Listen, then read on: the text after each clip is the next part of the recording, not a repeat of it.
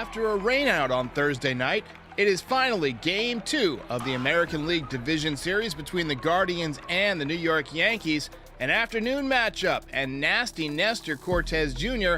is on the mound making his first ever postseason appearance. My recap, your reactions coming up next. This is Yankees Game Night.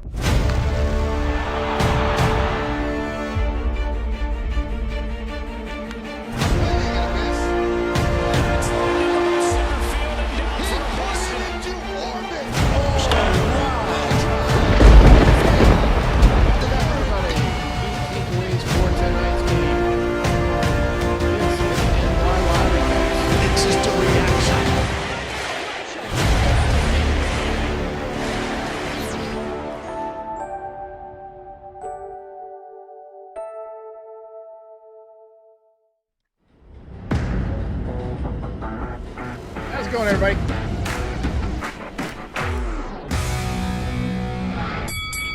Welcome back. It's been a couple of days.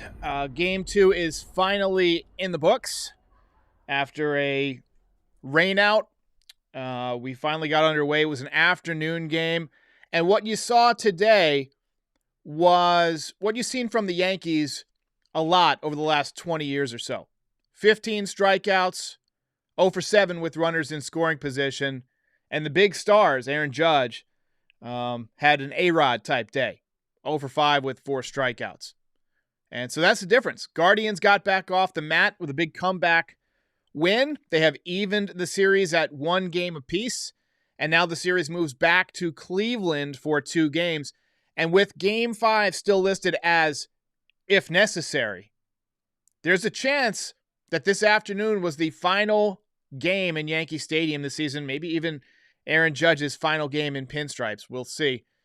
It was odd that Major League Baseball chose to schedule this game for 1 p.m. on a weekday. I feel like it definitely changed the atmosphere in the stadium a little bit. I mean, it was still loud, it was still wild, but there was definitely less people in the ballpark. There was less of a buzz than there would have been for a night game. So the stadium wasn't as loud as it would typically be for October baseball. Nestor Cortes was on the mound today, 2.44 ERA this season. He had been dominant against Cleveland. He was making his first postseason appearance of hopefully many in his career. He had an elite cutter this year, and the Indians are not good against cutters. Shane Bieber was on the mound for the Guardians, former Cy Young winner, has not pitched great against the Yankees. Pitched very well in the wild card round, though, so you figure this might be a tight game, and it was. This game really shows you the value of somebody like Mike King. It was a 2-2 game after 5 innings. And at that point, Mike King would typically come in and give you 2 or 3 good innings and get you to later in the game and still have all of your weapons, all of your best bullpen guys available, you know? But because he's out and you got no Chapman, you got no Efros, the Yankees just ran out of pitchers. Hey, one more quick thing, a little bit of a sad note before the recap. I used to live in this neighborhood called Headingham for about 5 years. It's in Raleigh, North Carolina. I moved a couple of miles away a few years back just before starting this podcast. And yesterday there was a shooting, and 5 of my former neighbors were killed. So I want to send well wishes out to the community. I know a few of you watch this. And so I'm thinking about you guys, here's to healing. All right, on to the recap. Things got off to a bit of a rocky start for Nestor. Steven Kwan led off the game with a bunt single. That always seems to rattle the Yankees. You remember earlier this year, the Rays bunted twice in a row to lead off the game, and it always seems to throw them out of whack. Rosario followed up with an opposite field single to put 2 on and nobody out.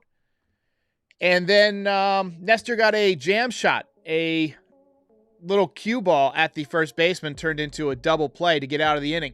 Gleyber Torres picked up his first hit of the postseason in the bottom of the first, and then Giancarlo Stanton should have walked on a 3-1 pitch, but it got called a strike below the zone. If he had walked, maybe the Yankees don't even score today. But he did get another pitch, and he made the most of it. 2-run shot First home run of the postseason. He continues to hit the long ball in the postseason, and he's quickly becoming a Yankees legend. In the postseason, anyway. If the Yankees can somehow win a chip and he can have a good postseason, he'll never buy another protein shake again in New York. Never pay for one. Not that he needs to get them for free. The guy, he does okay. Nestor bounced right back with a shutdown inning and a couple of strikeouts in the second, and then was very sharp in the third. But the Guardians got to him in the fourth.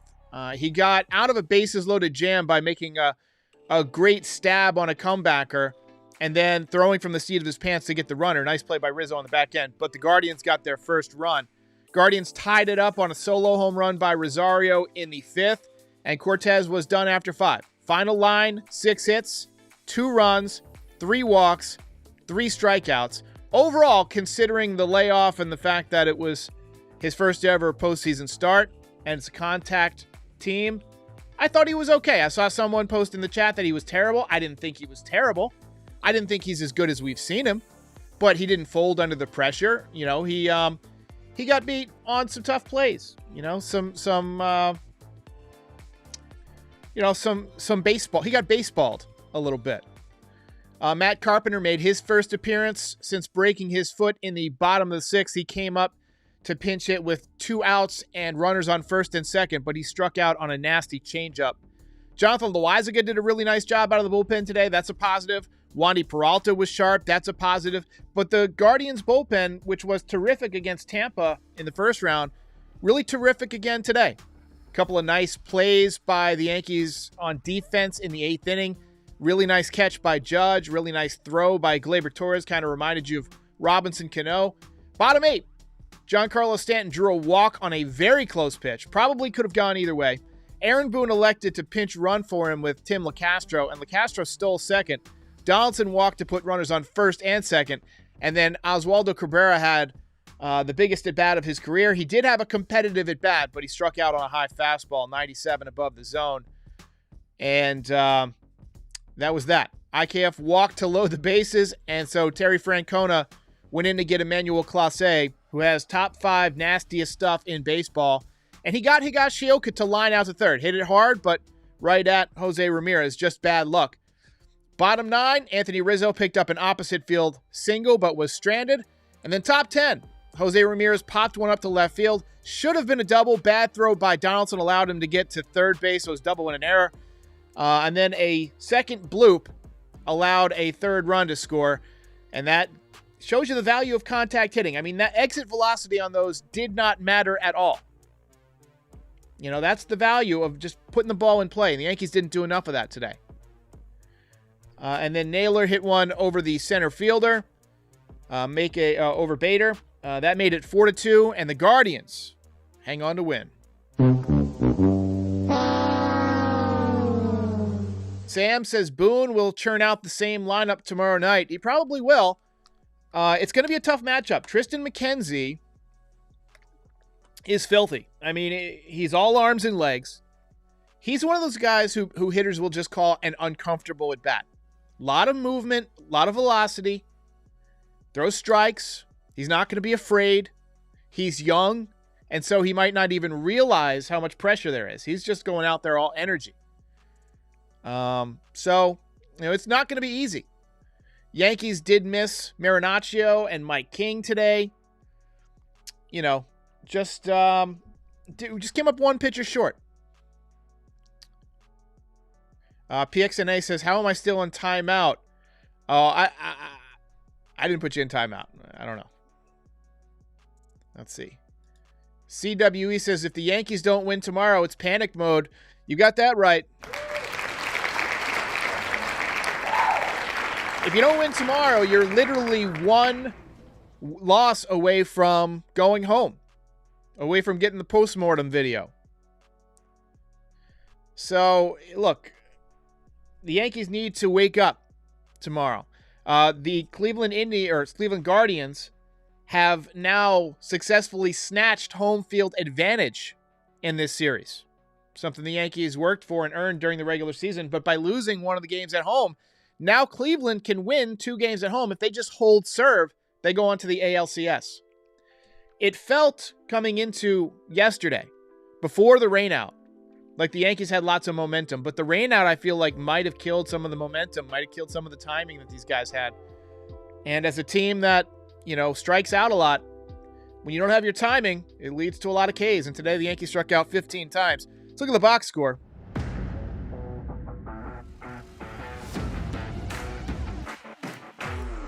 Han Hammer says, Cleveland is a tough team. You got that right.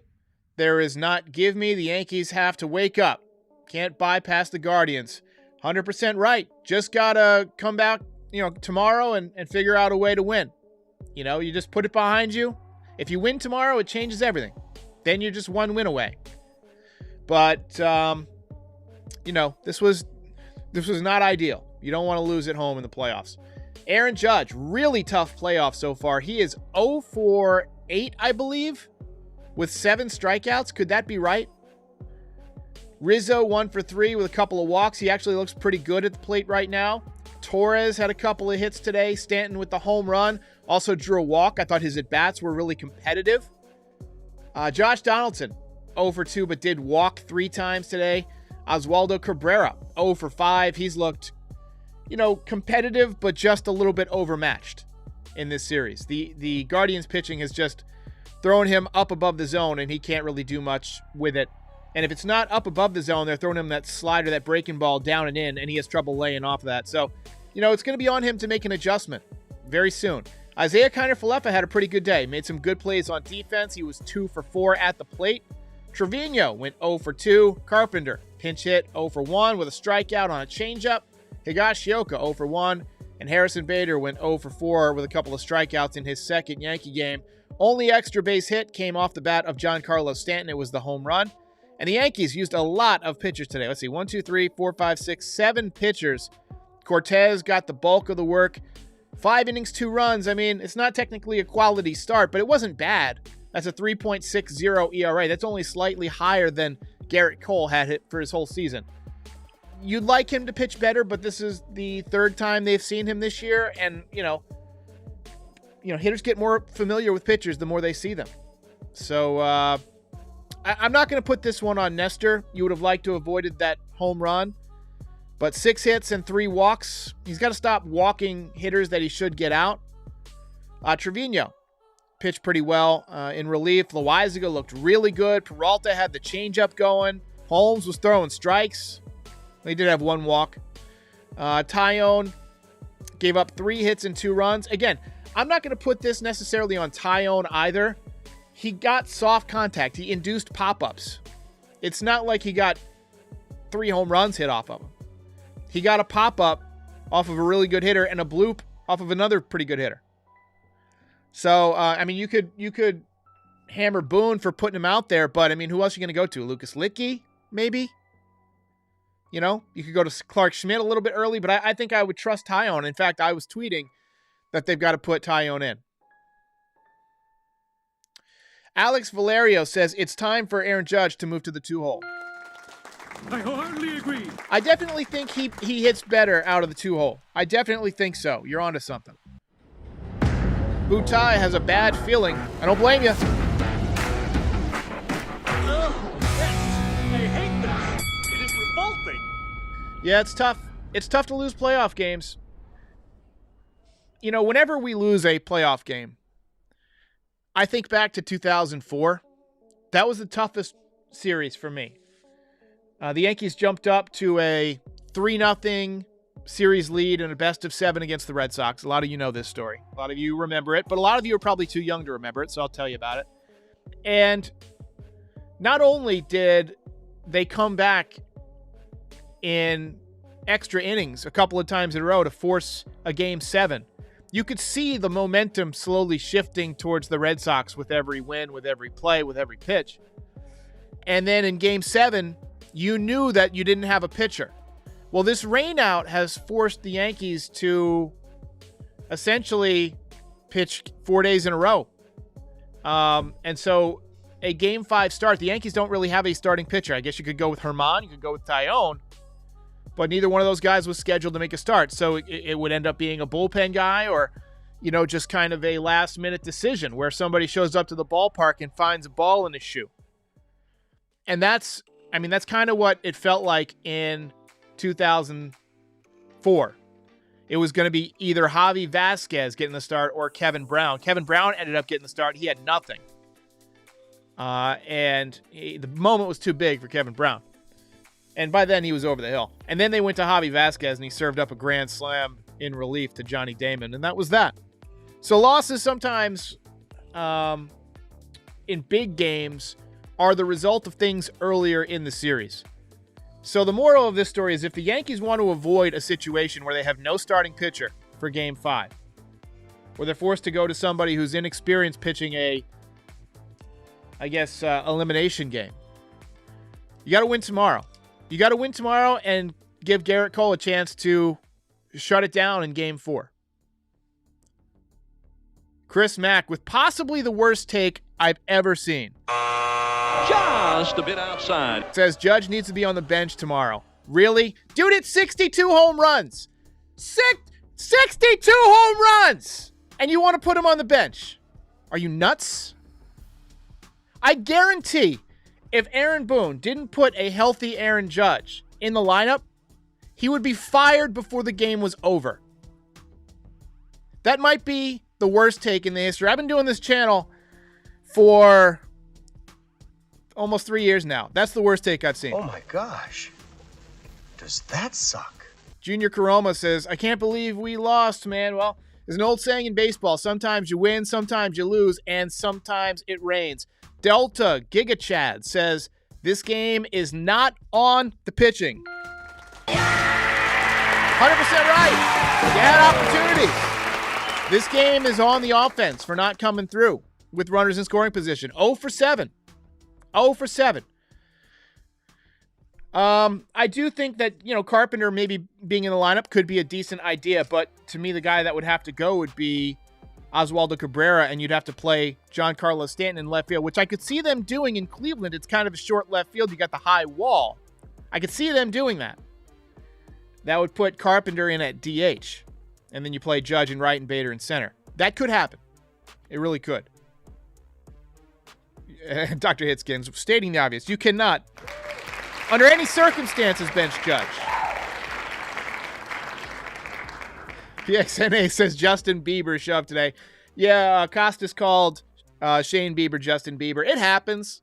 I mean, that's the thing you got to realize. And I didn't realize that until I started doing a live show. A lot of times you don't say things that you mean to say, or you know what you meant to say. Like I've called Jose Trevino Gary Sanchez probably 20 times this year. It happens. That's part of the gig. These guys are human beings. Sam says, thoughts on Judge. I think he's pressing. I think he wanted to do a little bit too much, and so he's swinging a little bit too hard. I think he's having trouble laying off the slider. He laid off the slider all season, but in this series he's been swinging at it. And look, that's not a recipe for success for him. He's got to make the hitters get the ball over the plate. The umpire today also was horrendous for both sides. I mean, there were multiple calls blown. They should definitely do robotic umps. I know it wasn't part of the changes that are going in next year, but it has to be at some point, at least in the postseason. You can't have the game turning on a pitch that's obviously out of the strike zone getting called a strike, with a good hitter. Nobody's paying to see the umpires do this. They want to see the players play. Let's see here. Parks and Young says, go Sevy. Yeah, Luis Severino tomorrow. He's one of those guys who I like his energy in a big game like this. He's shown up in the postseason before. He's a guy who potentially could have too much energy. So look for the key for Severino is to be throwing strikes early. If he's throwing strikes in the first inning, it's probably going to be a pretty good day because he usually doesn't start off well and they get worse. When he has problems, it's when he's not throwing the strikes early in the game and he has to groove one, ends up being a home run ball. Jay Luck says, what's going on with Cabrera? I think he's just a little overmatched. I mean, he's new to the big leagues, big situations. The Guardians have scouted him for the last couple of weeks, knowing that they would have to play him. And they've figured out, he can't hit the high fastball and he can't lay off of it. Same thing with the down and in slider. So, my take is that the moment might be a little bit too big for him right now. Miguel says, Judge and Cabrera will make an adjustment. Wholeheartedly agree. And Frankie says, what's wrong with Judge? Just not swinging it at the right pitches. And Paulo says, it's just one freaking game. Relax. I wholeheartedly agree. How do you guys feel about this being an afternoon game? That's one thing that bugged me. I felt like they should have played a night game. I guess you want to leave, time for travel. You don't want guys getting in at 4 o'clock in the morning. What if it had been an extra inning game that ends at 1, and then you got to fly to Cleveland afterwards? You don't get in until 4 or 5 in the morning, and then you've got a playoff game that night. That's a situation they wanted to avoid. So, not a good game for the Yanks. Obviously, you got to come back tomorrow and win one. But it is what it is, guys. You can't win them all. Just got to get up the next day off the mat and give it your best shot. Lori C says, like and subscribe. Round of applause for the mods. I would appreciate it if you would like and subscribe. Check out some of my other videos. I just put out a video on 10 Yankees I think have a chance of being gone next year. And a few people mentioned, why didn't you put Rizzo in? I know that Rizzo has an opt-out. It was just an opinion piece. I don't think that there's any chance Rizzo leaves after this season. He's got an opt-out, but he had back injuries this year. He had a career best in home runs with the back injuries at Yankee Stadium. He's on a playoff team. He's getting paid well. Seems to fit in with the clubhouse. I can't see him opting out. The only way he would opt out is if Judge left. And even then, I can't see him going to another team. I don't think any other teams would pay him more than the Yankees are going to pay him the next couple of years. So I just didn't see him going anywhere. So it was intentional that I omitted him. But I will be doing another video with 5 Yankees that I think will definitely be gone, and that'll come out after the season, just like last year. Bill Peter Friend says, Guardians pitcher tomorrow is nasty. In case you missed it, it is Tristan McKenzie. Let me pull up Tristan McKenzie's baseball reference. Actually, let's try Baseball Savant. And we'll take a look.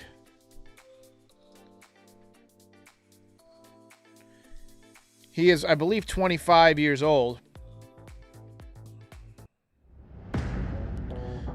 So the average exit velocity, he actually serves up some high exit velocity.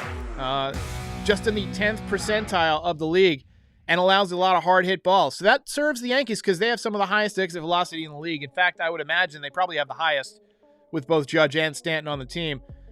He's in the 64th percentile of expected weighted on base average, I believe. There's some weird stats in here. Barrel percentage, not great. So, he serves up the ball on the barrel, but he does have a very good chase rate. He can get the swing and miss. Got very good spin on the fastball. And extension, that's, how far away from your shoulder, like how far out you get it, and how long your stride is, I believe, too. Basically, essentially, how close to home plate you release it. He made 30 starts this year, appeared in 31 games, threw 191 and a third inning, struck out 190 hitters. So pretty much a strikeout per inning, 0.95 whip. That is fantastic. 2.96 ERA on the season. So he's a really good pitcher, and the Yankees are going to have their work cut out for him. Let's take a look at some of his splits here. Home games, 2.77 ERA.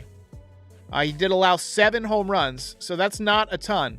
So gave up 18 home runs on the road, appeared more on the road, though, 110 innings. So, he's a tough pitcher. Got a good fastball, 93. Looks like it gets, hit hard occasionally, but good spin.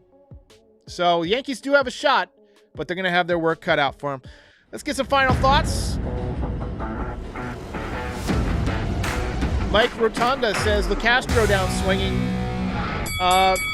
He hit a fly ball to left field late in the game. I thought it would be interesting if the Yankees pinch hit Aaron Hicks there because, you need base runners. And LeCastro's not a big on-base percentage guy, but Hicks could at least draw you a walk. I also tweeted that I thought that maybe LeCastro could try and get hit by a pitch, and there was a pitch that was inside, almost hit him. And then they mentioned that, he maybe should have leaned into it. I agree. You got to get on base there. And Sam makes a good point. Cabrera's a rookie. Plain and simple. It is what it is. Jared, Yanks need 2 more wins. Actually, they need 10 more wins, but we'll take 2 more in this series and then start counting down the final 8. And then Yankee Judge says you can't lose an extra game or an extra inning game at home, especially in the postseason, guys. Especially in the postseason. Appreciate you guys all joining. The real winner was the Voyager spacecraft, which is hurtling away from the Earth at 39,000 miles per hour. I will see you guys after tomorrow night's game.